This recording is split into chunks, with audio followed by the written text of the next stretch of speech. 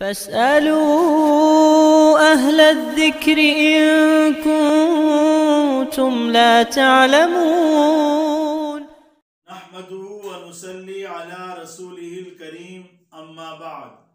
معزز ناظرین و سامعین، السلام علیکم ورحمۃ اللہ وبرکاتہ.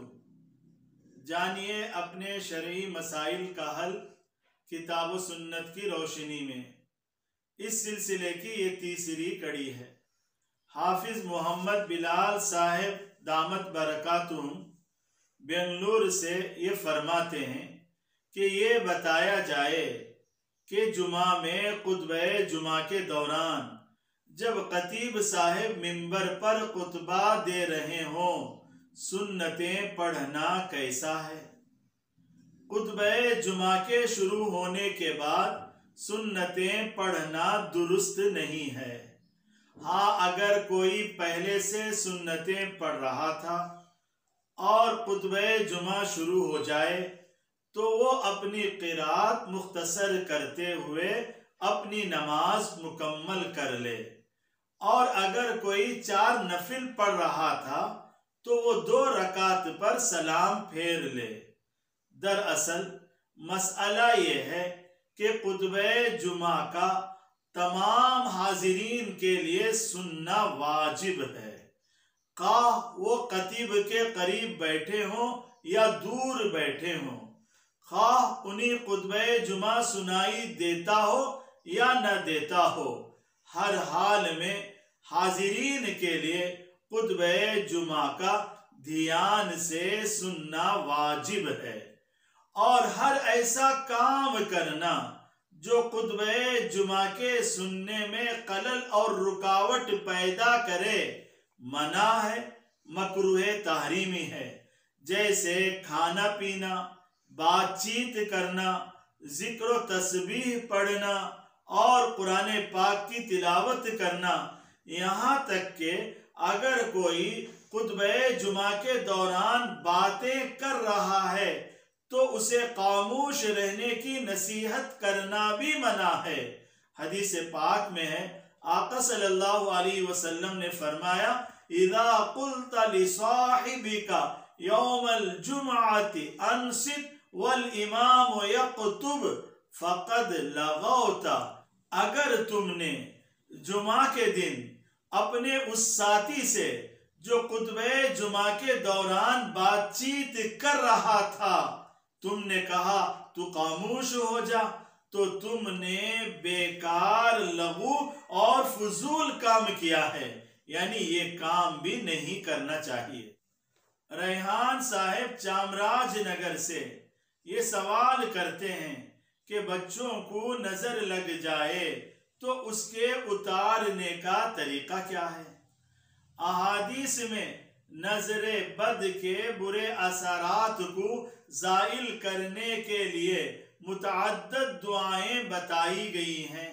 جیسے بخاری شریف میں ایک روایت ہے، آقا صلی اللہ علیہ وسلم حضرت حسن اور حضرت حسین رضی اللہ عنہما کو یہ دعا پڑھ کر دم کیا کرتے تھے، اعوذ بکلمات اللہ التامہ من کل شیطان وہامہ ومن کل عین لامہ، جس کا ترجمہ ہے، میں ہر ایک شیطان سے، ہر موذی جانور سے اور ہر نقصان پہنچانے والی بری نظر سے اللہ تبارک و تعالی کے مکمل کلمات کے ذریعے پناہ لیتا ہوں.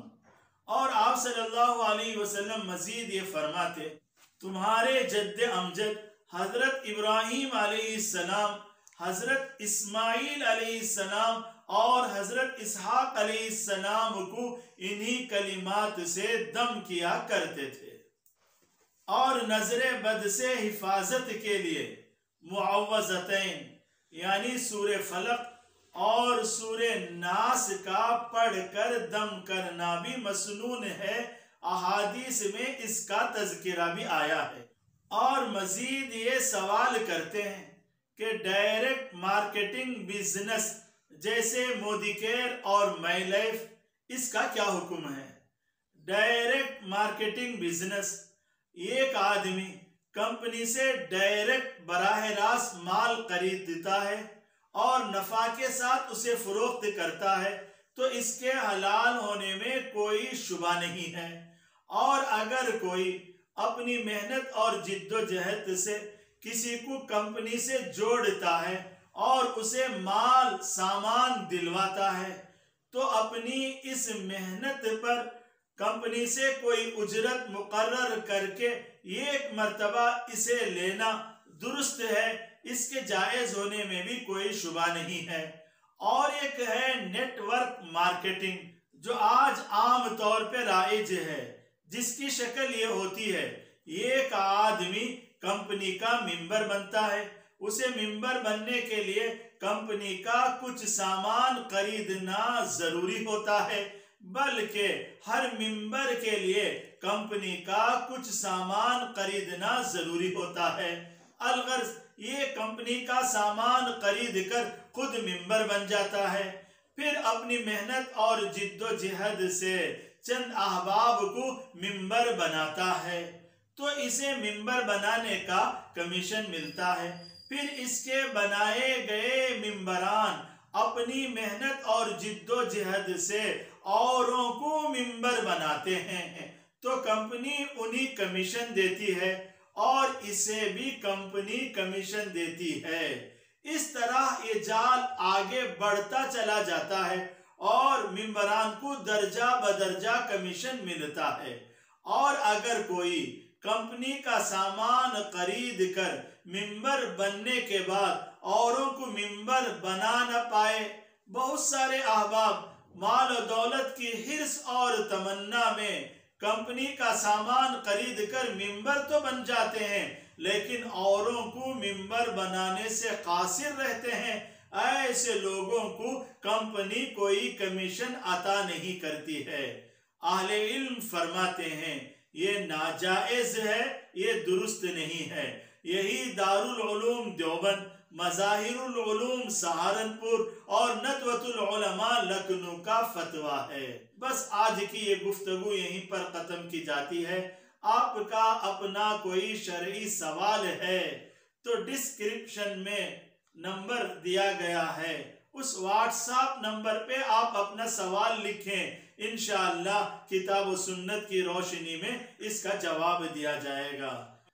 فاسألوا أهل الذكر إن كنتم لا تعلمون